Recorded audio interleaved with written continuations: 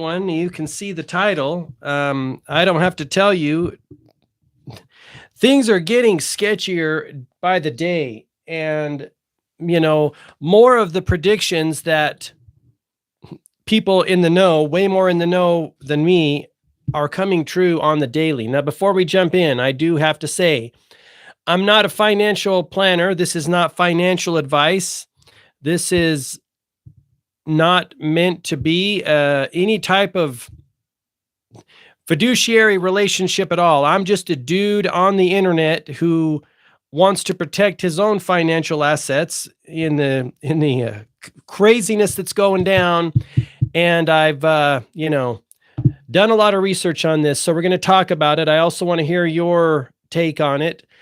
Before we jump in, let me just also let you know, if you haven't picked up the Great Awakening Guide yet, that's all the best resources all in one place. Live links to movies, documentaries, books, articles, videos, etc.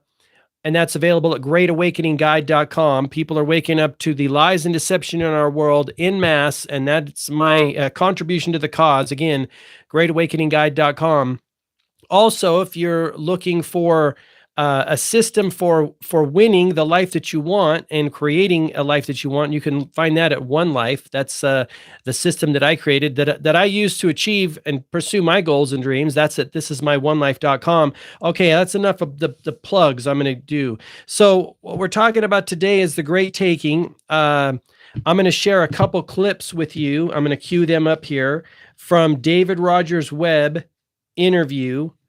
And this one was on a show called Reinvent Money. It was fantastic. Of course, I highly recommend his documentary, The Great Taking. It's a book and a documentary, and it's available on YouTube. But I just created a playlist right about 2 days ago.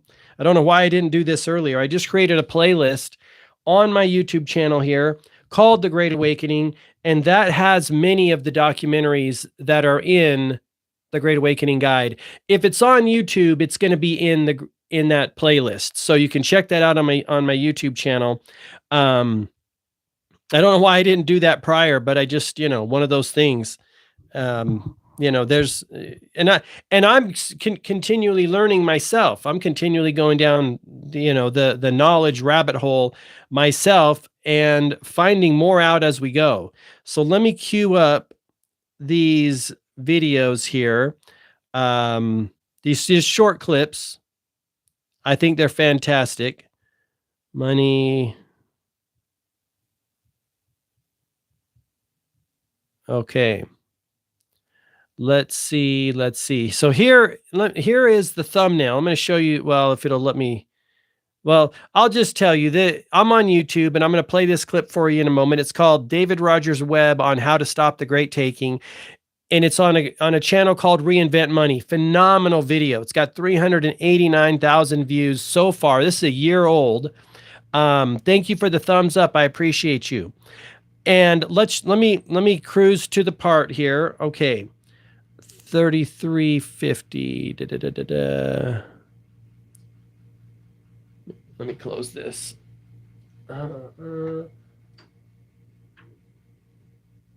Give us a little bit more. Yeah. Okay. Here we go. Let me make sure I'm at the part 3350.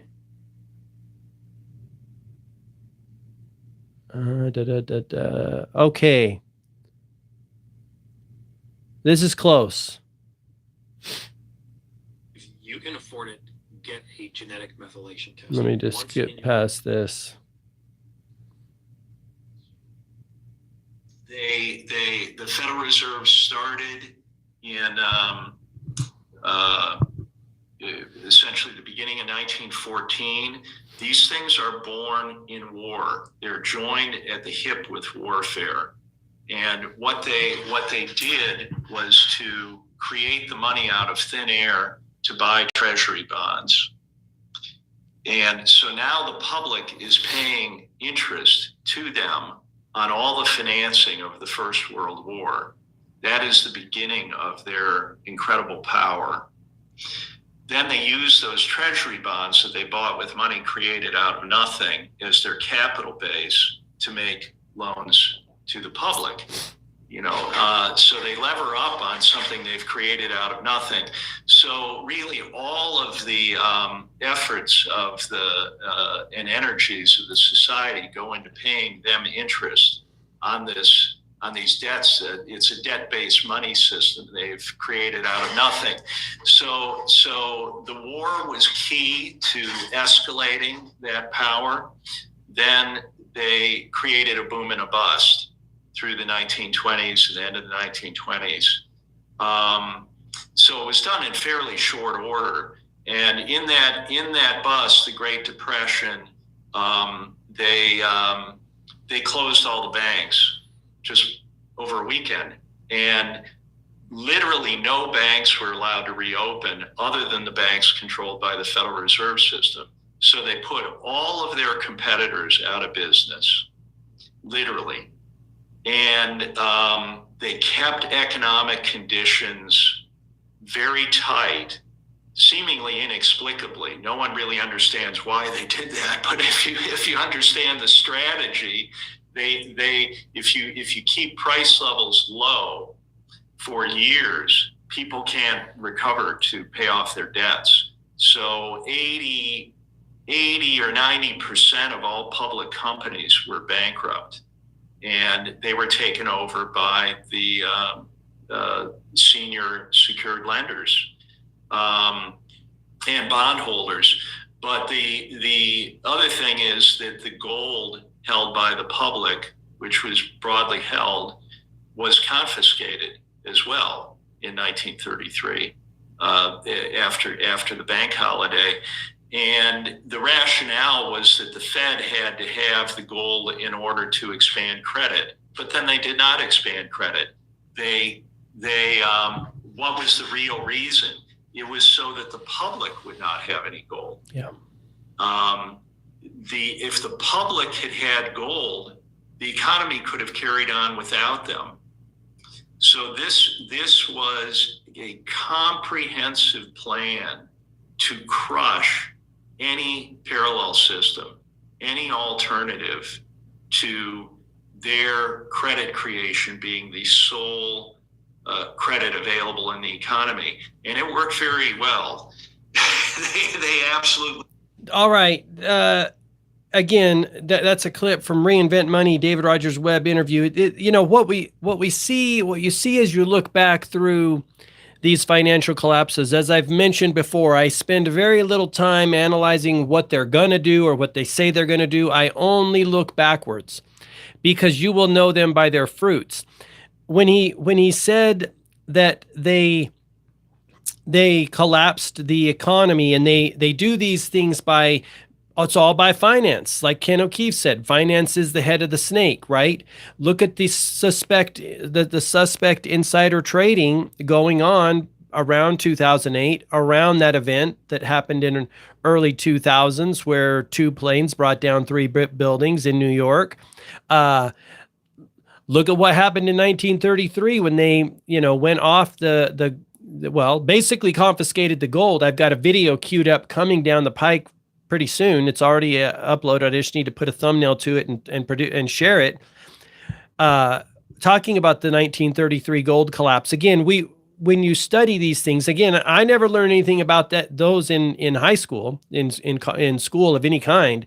They don't tell you all of the rich man's tricks or the grifts or the cons that they do to garner more wealth from themselves and take it from us. This is why in the playlist on the Great Awakening Guide on my YouTube channel, the Great Taking is number 1. I feel it's the most important conversation to be had right now, and it'll affect everybody. And the way I sell it to people is this: I say, hey, you remember in 2008 when the government, again, they do it all the time, but the most recent example that most people remember, 2008, the government, I forget who was president. Was it Obama? I should know this. Whoever was president in 2008 said, hey, we've got to protect Wall Street. We're going to have to bail Wall Street out. They're too big to fail. People on Main Street, they don't care. They don't care if they fail. It's not a big deal. But because these people are grifters and con men and they're taking, that's why he called it the Great Taking. It precedes the Great Reset, right? We all know the Great Reset is you will own nothing and be happy about it. Well, the Great Taking is how they get it done. So they write a debt note because we don't have the money. It's all fiat money. It's all paper money. They went off the gold standard completely in 70, I believe, if I'm not mistaken. Nixon did that. It's all fiat money, debt-based currency. So they just print as much as they want, and people are now feeling it because you and I pay more for the things we need to survive, right? Everything is going up. And this is why people are starting to look into it. But remember, at the same time as they're conning people, they're also dumbing down society via the education system. And so people have a difficult time, connecting the dots because they don't teach financial literacy in school. They don't want people to know this stuff. Because if you are a grifter and a con man, the dumber the people are that you're conning, the better you're going to do, right? The better off you're going to be. So they wrote a debt note in 2008 and piled that debt onto the backs of American people. And then they have to, the federal government has to print more money to pay the interest on the debt, right, that they currently have. And money's burning itself out very quickly. And David Rogers Webb talks about this idea that the next thing they're going to do, the next thing these creative people are going to do, let me see what your comment says here. September 30th, 2008. Well, let me finish my thought, then I'm going to jump in. The next thing they're going to do is the Great Taking, in which case they have everything planned. Even at the state level, the Uniform Commercial Code has been modified in all 50 states to take assets, because the dollar's not worth anything now. They want to take assets, including securities, stocks and bonds, anything backed by collateral, could be homes, cars, boats, etc. They want to take it all. Anyway, let me get to your comment here. September 30th, 2008, President George W. Bush, okay, thank you, addressed the country saying, Congress must act. Our economy is depending on decisive action from the government. Thank you for sharing that with me. Yeah, I couldn't remember who was president at that time, but yeah, they do it all the time. They want to do a big, massive taking now, because I think this will be the final, if they get it, the final piece of their puzzle. And it's my understanding, again, that they've already even tested it. They have all these things in place to sweep those assets and do that. And the public, everything's digital. Everything's outside of the hands of the public, and people, all of the securities and are held at, financial institutions, the big three, and many more. And it's just things are so far out of the hands of the people. And he talked about in that interview, again, a fantastic interview on Reinvent Money. If you search Reinvent Money, David Rogers Webb, it'll come up. He talked about the way that it's been planned for like 60 years. They've been planning this for so long that it's just mind-boggling to think the way they look ahead at these things and how they get this stuff done. But that is the situation we find ourselves in. Some other ideas I want to float out there to you, and you probably already know this if you're, studying this type of topic. It's always interesting to me when I look at what the big players are doing, and I mean countries. We know that countries, China, the US, Russia, they're all getting gold reserves. They're all building up their gold reserves. That's something to look at, right? Silver's last time I checked, is $52 an ounce. Bitcoin was 108. I never got into the Bitcoin thing, the digital currency thing, because I don't understand it. I don't really, my mind doesn't really go there. It could be, just today I was listening to a Michael Gibson video, and he was talking about the Bitcoin collapse that recently happened. It's suspect. It's sus. Those types of things aren't supposed to happen, right? On a decentralized currency. I didn't think that was supposed to happen, where you could game the system, but apparently they did. And I think it's happened before. I think it's happened before. The other factor, so gold and silver have always been stable assets, real estate, businesses. some people choose to get into Bitcoin. Again, this is not financial advice, obviously, just sharing my thoughts. The other thing is, insulating yourself as much as possible from the impending collapse, right? If you think they're going to sweep assets that are backed by debt, a person could get rid of all consumer debt. When I study the Great Depression and what happened during the Great Depression, it's the people that had a lot of debt that kind of got hosed, right? If there's a liquidity crisis and money's not flowing, even people who have a large flow of income, and it's going to touch everybody. Let's say you have cash flow from rental properties. What happens when half or a third or 2/3 of your rental property people lose their jobs? Your cash flow is going to suck. How can you get a smooth shave like me? Very easy. Razor, go blade right to the head. You got to do it. But yeah, if there's a liquidity crisis and money's not flowing, then everyone's going to be in a pickle. And this is why I think it's the biggest problem facing America, biggest problem facing all people who want to remain free and sovereign, is to make sure you insulate yourself as much as possible from these clowns and get out of the system as much as possible, whether that's the financial system, the education system, the healthcare system, the food system. We know the food is pretty much garbage at this point. I don't think there's anyone on the planet that doesn't know it. It's hard for some people to get off that fake food, the processed food, because it's so addictive. It's engineered to be addictive. But the whole game is to insulate yourself as much as possible by extricating yourself from as many systems as possible that they run, that they control. And so you can remain free and sovereign to the degree possible that you can. Like I say, I think it's going to affect everybody. It's going to be a rough go. There's no question about it. Even the most well-prepared and knowledgeable person is going to be affected by this, right? Because we're all connected, and they know that. And their whole goal is to engineer chaos, because what happens out of chaos, order happens out of chaos.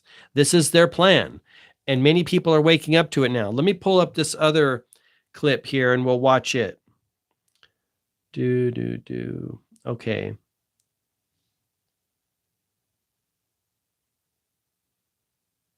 Okay, here we go.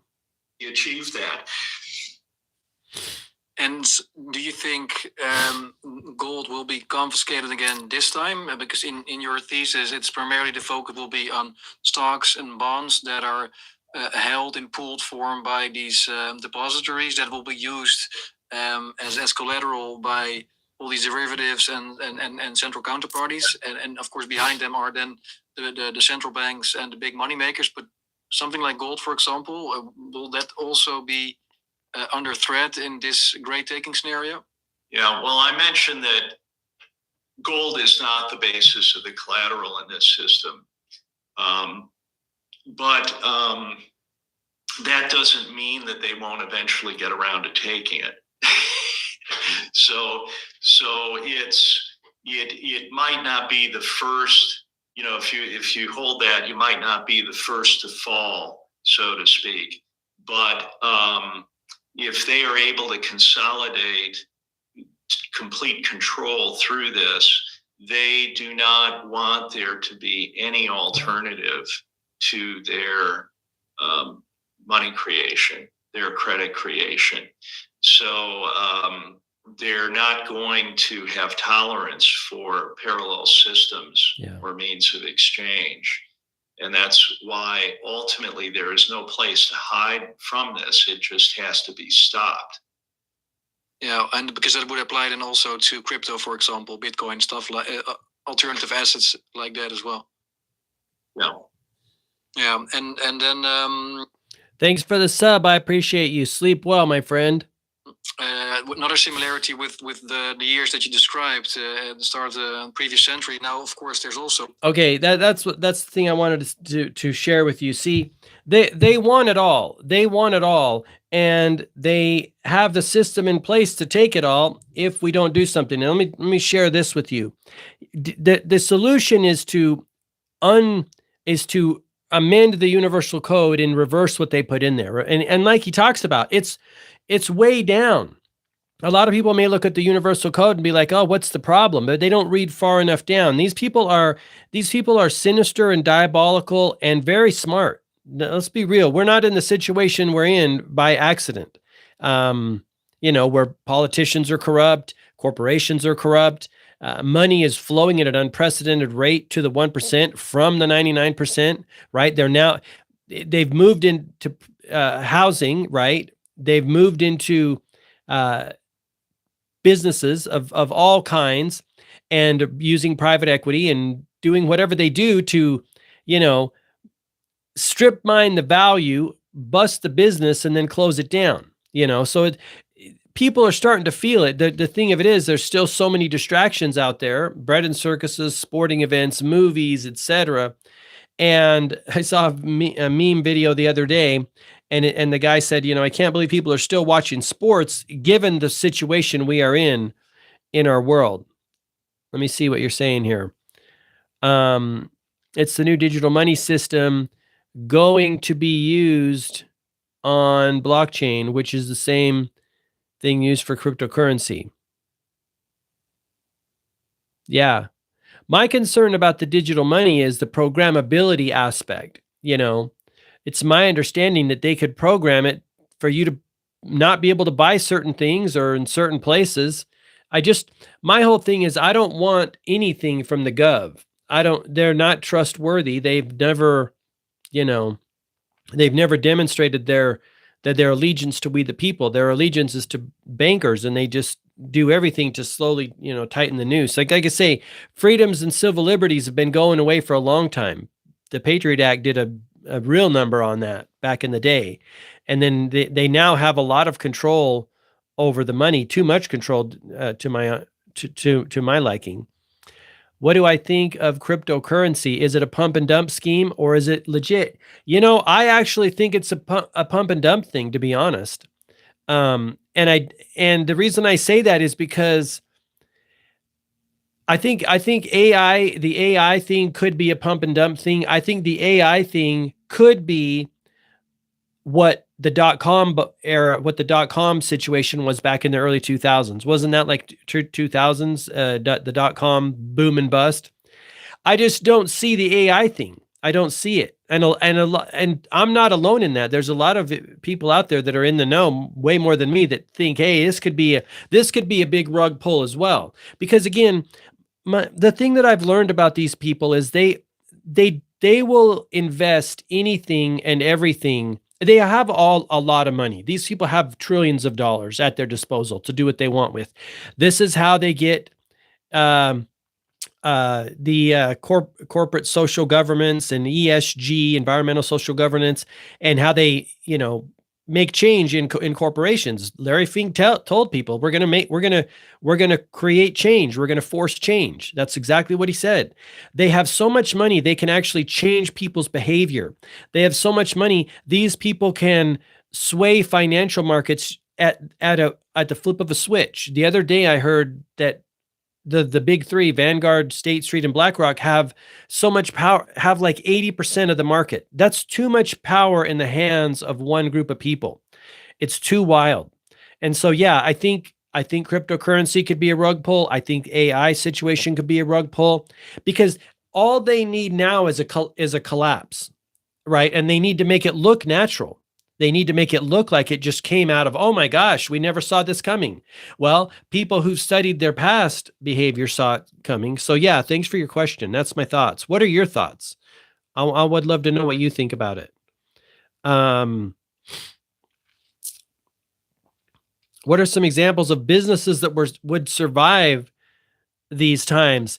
Well, that's a great question. Some examples that I think are any type of physical manual service-based businesses, right? You know, I've seen this happening and I've seen this been happening in the digital space. I don't think money is flowing to digital products as much as it used to be, unless it's a digital product on how to prepare for the coming collapse, or how to, homestead, or how to, insulate yourself from, financial collapse of some sort. But I think when people are scared, which they definitely are, as the economy constricts and money becomes, more less liquid, it's already starting to kind of congeal, right? It's already starting to not flow as much. I'm seeing it in, like I say, I've been in the digital space for let's see, 2017 heavy, but really 2015, maybe 10 years, heavy for 10 years, watching and looking and learning and putting these, digital products out there. All these, they're digital products, by the way. One Life is a system for living, it's a second brain, a project management system, knowledge management system, a system for getting shit done. That's thisismyonelife.com, the Great Awakening Guide. All these other things are digital-based businesses. And I'm looking to diversify my service to the world too. And I think that, to answer your question, I think that anything you can do with your hands, physical, building, electrical, plumbing, cleaning, all those kind of things are going to be more useful in the future if and when the digital system kind of collapses, which I think it will. So let me know what you think about that. What should the coming generation focus on to have a foolproof career? Thanks for your question. I'll share some of my thoughts. And the first thing I think people should focus on is simplification and minimalism and essentialism, quite frankly. That's always been the foundation. The game as I look at it in the financial system is spend the least amount of money that you can and make the most amount of money that you can. Get your finances as low as possible and get your expenses as low as possible and get your income as high as possible. That's the game.